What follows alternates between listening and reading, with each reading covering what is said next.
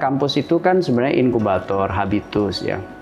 Dalam konteks ini adalah institusi yang harus menghidupkan kritisisme, harus menghidupkan nalar yang ajak, berpikir yang solid, sehingga kemudian ini menjadi penting, terutama kalau kita bicara politik dalam perspektif yang positif ya.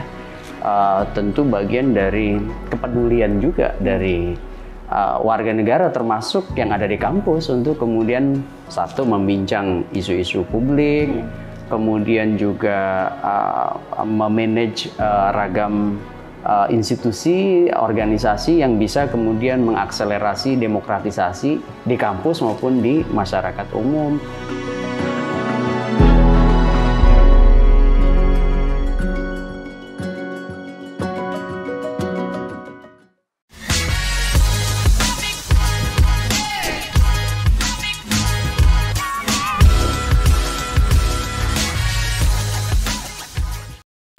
Assalamualaikum warahmatullahi wabarakatuh. Kembali lagi pada program Bincang Interaktif bersama saya Syakira Hlita. Pada 5 April lalu, Bapak Gun Gun Herianto telah resmi dilantik menjadi Dekan Fakultas Dakwah dan Ilmu Komunikasi UIN Jakarta periode 2023 hingga 2027. Sebagai seorang dekan sekaligus pakar komunikasi politik, maka kita perlu tahu bagaimana pandangan dari Pak Gun Gun terhadap kehidupan politik serta seberapa penting sih aspek politik dalam lingkungan kampus. Dan pada kesempatan kali ini, saya sudah bersama Bapak Gun Gun Herianto di studio DNK TV. Assalamualaikum, selamat siang, Pak. Waalaikumsalam, Syakira. Baik, bagaimana kabarnya, Pak? Kabar baik, Alhamdulillah. Ya. Atau sedang sibuk apa aja nih, Pak? Ya, sedang sibuk menulis buku, kemudian memanage banyak kegiatan, termasuk juga berbagi di ragam media. Ya. Banyak sekali di stasiun-stasiun televisi nih, saya melihat itu Bapak. bagian dari pengarus utamaan literasi politik. Sebelumnya saya juga mau terima kasih ya Pak. Sama-sama, terima kasih karena telah meluangkan waktunya untuk hadir di Bincang Interaktif kali ini. Karena sebenarnya banyak sekali mahasiswa yang request gitu untuk mengundang Bapak. Baik ini Pak. Nah setelah memasuki kurang lebih 1 bulan ya Pak, 1 bulan, ya 1 bulan lebih masa jabatan Bapak sebagai seorang dekan. Bagaimana perasaan Bapak nih sejauh ini gitu? Mungkin ini jabatan pertama kalinya Pak? Ya ini tentu amanah ya yang harus ditunaikan secara baik. Kenapa? Karena menyangkut bukan lagi personal tapi institusional. Perasaan saya tentu ya ini ada semacam tanggung jawab lah ya yang kemudian perlu diperkuat. Kenapa? Karena ini kan menyangkut kepercayaan bukan hanya dari Pak Rektor tapi juga Sivitas Akademika UIN Syarif Hidayatullah Jakarta, khususnya yang ada di Fakultas Dakwah dan Ilmu Komunikasi. Gitu. Jadi, mengemban amanah dan juga kepercayaan dari Sivitas Akademika ya Pak. Baik, nah beralih ke profesi Bapak nih yang sebagai pakar komunikasi politik, rasanya sudah familiar sekali melihat Bapak hadir di berbagai stasiun televisi untuk mengomentari perpolitikan yang ada di Indonesia. Nah kalau dalam lingkungan kampus ya Pak, khususnya di UIN Jakarta, bagaimana Bapak memandang perpolitikan di ranah kampus ini, terutama di kalangan mahasiswanya ataupun keseluruhan, Pak? Iya, kalau perpolitikan di kampus menurut saya begini, karena kampus itu kan sebenarnya inkubator, habitus ya. Dalam konteks ini adalah institusi yang harus menghidupkan kritisisme, harus menghidupkan nalar yang ajak, berpikir yang solid, sehingga kemudian ini menjadi penting, terutama kalau kita bicara politik dalam perspektif yang positif ya. Tentu bagian dari kepedulian juga dari warga negara termasuk yang ada di kampus untuk kemudian satu membincang isu-isu publik, kemudian juga memanage ragam institusi, organisasi yang bisa kemudian mengakselerasi demokratisasi di kampus maupun di masyarakat umum.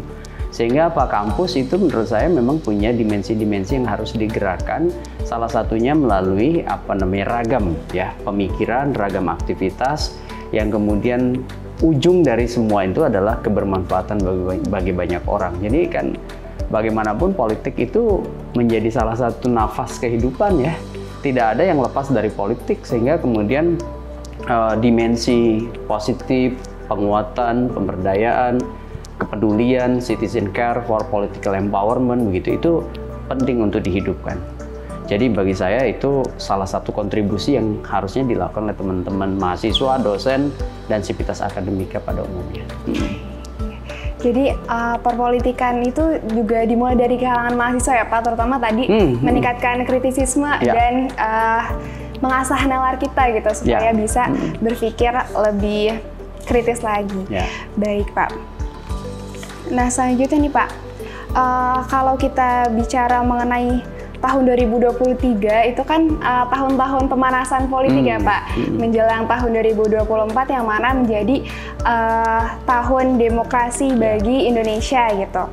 Kalau dikaitkan dengan mahasiswa, bagaimana pandangan Bapak terkait gelombang politik di kalangan mahasiswa menuju pemilu tahun 2023 ini, dan kira-kira seberapa besar sih antusiasme yang Bapak lihat gitu di kalangan mahasiswa? Iya, jadi memang begini, 2024 itu kan ada satu momentum ya, pemilu. Di situ ada pemilu presiden, ada pemilu legislatif, kemudian juga November 2024 ada pilkada. 2023 adalah jalan menuju ke sana, sehingga kemudian salah satu yang harus diperkuat dalam konteks pemilu itu adalah literasi politik, literasi media. Kenapa? Karena itu saling terhubung satu sama lain. Kampus melalui kelas, melalui diskusi, melalui seminar, stadium general gitu, itu menurut saya juga bisa berkontribusi ya. Contoh seminar kita, Fakultas Dakwah dan Ilmu Komunikasi kemarin kita bikin seminar literasi politik dan media. Itu dalam konteks itu juga ya.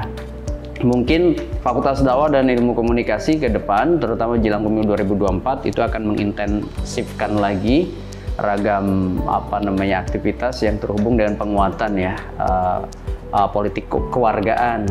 Dan kenapa kemudian jelang 2024 itu menjadi krusial? Karena biasanya muncul polarisasi, misalnya muncul fragmentasi kekuatan politik, betul nggak? Betul. Kayak misalnya Syakira bisa lihat pendukung si X, pendukung si Y, sehingga kemudian kita harus menumbuhkan, menguatkan yang disebut dengan kesiapan warga untuk berbeda. Satu tuh ya, jadi beda pandangan, beda pilihan biasa saja. Yang paling penting adalah menguatkan alasan kenapa saya harus memilih si A, si B gitu, dengan basis rasionalitas. Kan kalau kita lihat semacam piramida ya, penduduk kita lebih banyak masyarakat awam nih di paling bawah. Kemudian yang kedua masyarakat berperhatian, baru kelompok elit. Nah kalau kita bicara kelompok elit itu persentasenya sedikit, sehingga butuh yang disebut dengan memigrasikan basis pemilih awam itu untuk lebih berperhatian, lebih melek, supaya kemudian nanti pada saatnya di hari H pemilu itu dia bisa menyalurkan suaranya dengan tepat dan bertanggung jawab. Begitu. Iya Pak, mungkin tadi berhubungan dengan yang Bapak jelaskan masyarakat awam ya, atau ada juga masyarakat yang dia apatis gitu Pak, dia tidak terlalu peduli terhadap perpolitikan yang ada. Nah, kira-kira bagaimana menumbuhkan kesadaran untuk atau menyentuh hati-hati masyarakat yang masih apatis gitu untuk lebih sadar terhadap perpolitikan? Untuk masyarakat yang apatis ada beberapa ikhtiar yang bisa dilakukan. Pertama, mereka yang sudah melek dan mereka yang punya pengetahuan lebih harus lebih peduli dengan menciptakan yang disebut peer group ya, kelompok sebaya. Ya, contoh misalnya para aktivis di kampus, Ormawa, HMPS ya, dan lain sebagainya. Itu jangan abai. Ini ada momentum 2024 pemilu, oke kita bikin misalnya diskusi terbatas atau bikin diskusi umum, diskusi publik. Itu untuk menghidupkan yang disebut kepedulian. Nah, yang kedua mungkin bisa terlibat dalam inisiatif gerakan-gerakan di dalam atau di luar kampus yang pro pada perbaikan kualitas demokrasi. Contohnya misalnya kalau kita perhatikan ada upaya misalnya dari entah itu NGO atau kekuatan civil society lain ya, termasuk juga penyelenggara pemilu seperti KPU, Bawaslu kan sering bikin acara tuh literasi. Nah, kemudian juga Komisi Penyiaran Indonesia atau mungkin Majelis Ulama Indonesia atau mungkin juga kelompok-kelompok lain ya, termasuk Perludem, Political Literacy Institute dan lain sebagainya. Banyak sekali organisasi di luar yang sebenarnya bisa sinergi kolaborasi untuk mengarusutamakan kesadaran politik berbasis warga. Nah, itu yang kedua. Yang ketiga, itu rajin-rajin juga menggunakan kanal-kanal komunikasi warga yang gampang berjejaring, many to many communication. Contohnya sosial media. Sosial media biasa sekali bisa dipakai untuk menyebarkan gagasan positif gitu. Jangan cuma nyebarin sesuatu yang sifatnya flexing gitu ya kan, atau mungkin lebih tepatnya hanya untuk narsis gitu ya.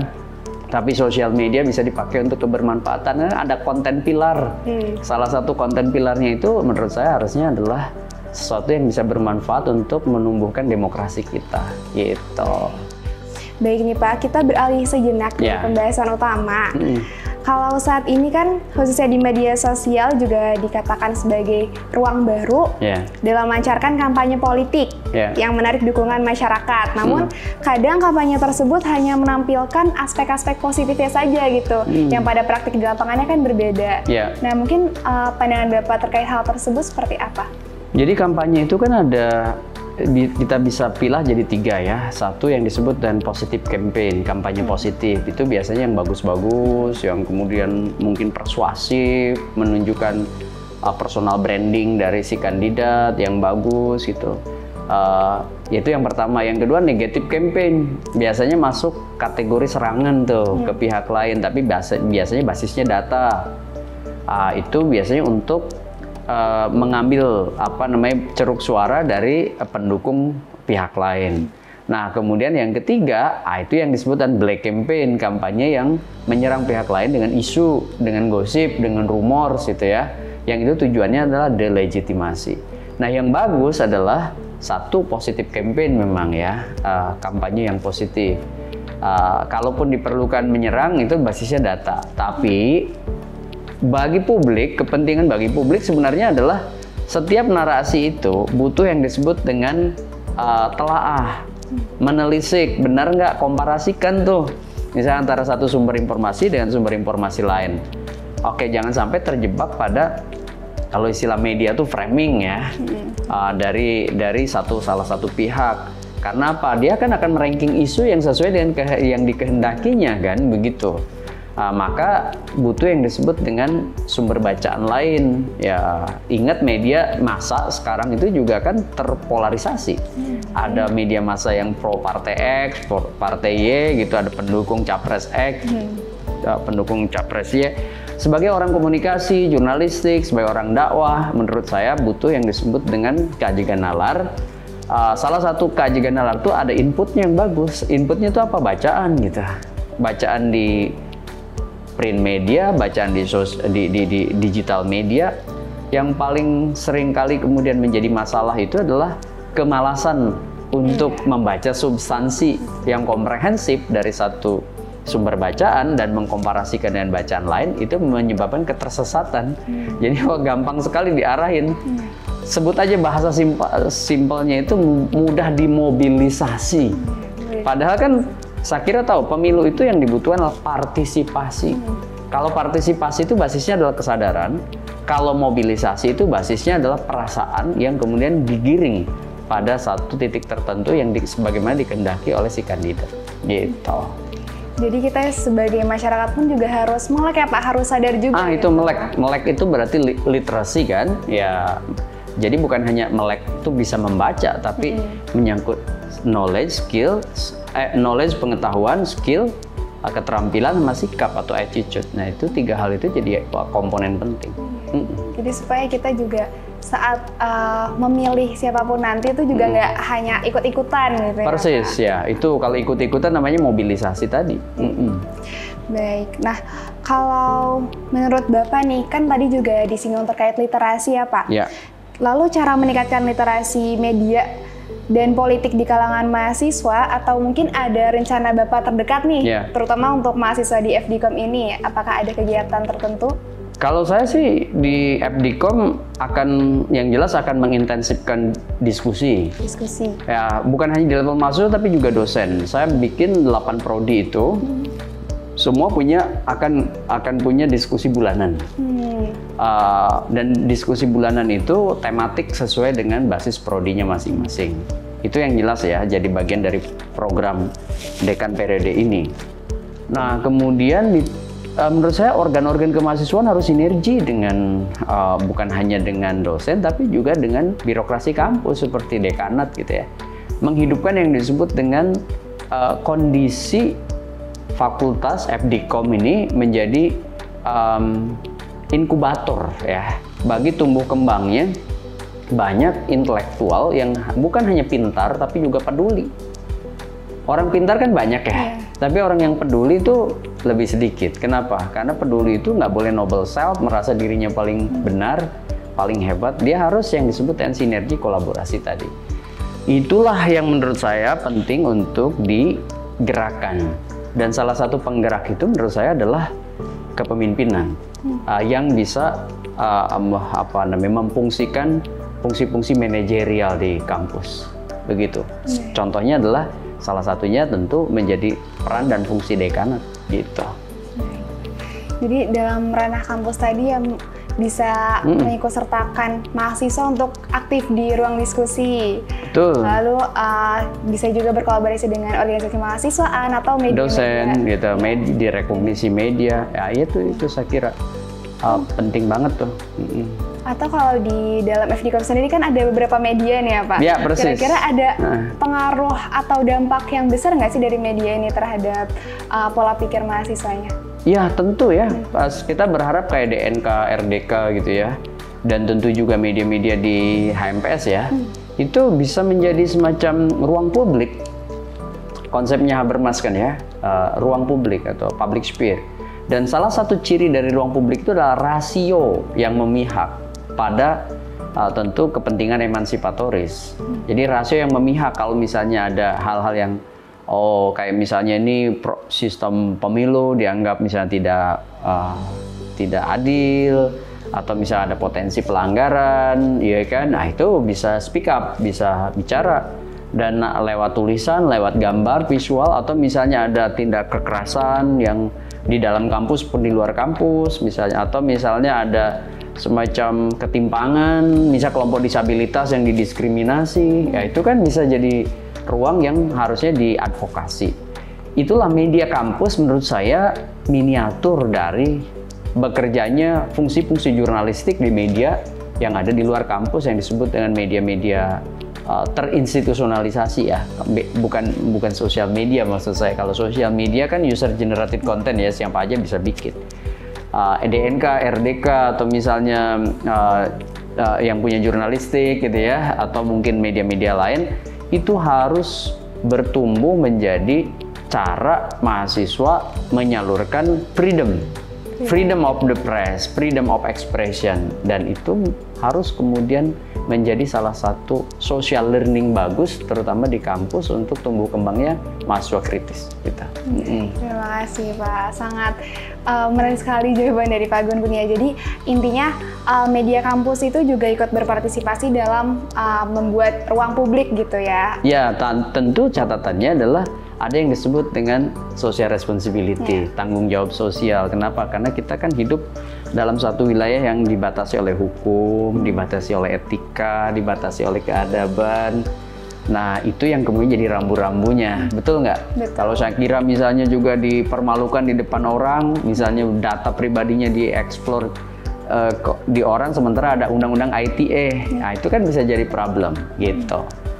Baik, jadi di tengah-tengah kebebasan kita dalam menyampaikan aspirasi kita di ruang publik itu juga tetap dibatasi oleh tanggung jawab tersebut ya Pak? Iya, seperti betul. itu. Baik, mungkin yang terakhir ya Pak, sebagai seorang pakar komunikasi politik dan juga sekaligus dekan, harapan atau pesan apa yang ingin Bapak sampaikan terutama dalam kehidupan politik di UN Jakarta ke depannya? Oke, pertama sebagai dekan dulu ya. Sebagai dekan saya berharap ada yang disebut dengan kerjasama ya antar stakeholder di kampus. Misalnya dekanat, prodi-prodi, dosen-dosen, konsorsium keilmuan gitu ya, kemudian sampai ke organisasi-organisasi kemahasiswaan, kita bertumbuh bersama, berdaya bersama gitu. Jadi berdaya itu kan nggak bisa sendirian, berdaya itu harus bersama-sama. Kenapa? Karena pada prinsipnya masyarakat kita tuh masyarakat paguyuban, bukan masyarakat patembayan. convergent bukan divergent, sehingga kemudian nggak ada orang hebat sendirian gitu. Nah, supaya kemudian hebat bersama-sama, maka harus ada yang disebut dengan atmosfer positif yang terbangun. Salah satunya misalnya terfasilitasi lewat kampus dengan atmosfer yang positif, yang energi inspirasinya itu berlimpah. Gitu kira-kira. Itu yang pertama. Sebagai dekan, saya tentu menghimbau seluruh stakeholder itu saling bekerja sama. Nah, sebagai pakar, saya berharap politik menjelang 2024 itu menjadi politik yang bisa jauh lebih memberi ruang bagi warga negara untuk turut menjadi bagian dari arus besar perubahan. Jangan cuma jadi objek. Hitungan angka, bisa saya kira satu orang, satu suara, bukan itu aja. Perempuan misalnya berapa persen, anak milenial berapa persen, anak Z berapa persen, bukan hanya hitungan kuantitatif, tapi secara substantif, kualitatif harus meningkat. Misalnya dari pemilih yang hanya ikut-ikutan menjadi pemilih yang punya tanggung jawab. Satu suara dia akan menentukan 5 tahun ke depan, sehingga dia harus punya pertimbangan rasional kenapa memilih partai X, kenapa memilih capres Y, begitu. Terima kasih, Pak. Jadi harapan Pak Gun Gun tadi adalah kalau sebagai dekan, yaitu adanya kolaborasi untuk seluruh stakeholder ya, untuk bertumbuh dan berdaya bersama ya, iya, Pak. Kemudian bersama. Sebagai pengamat politik, Bapak berharap masyarakat pun juga bisa meningkatkan kekritisan mereka gitu, atau nalar mereka saat berpartisipasi di ruang politik nanti. Baik, sekali lagi terima kasih banyak Pak Gun Gun karena telah berkesempatan hadir pada program Bincang Interaktif kali ini. Baik pemirsa, sekian episode Bincang Interaktif kali ini. Saya Syakira Hlita pamit undur diri, dan jangan lupa untuk saksikan episode-episode selanjutnya di kanal YouTube DNK TV. Wassalamualaikum warahmatullahi wabarakatuh.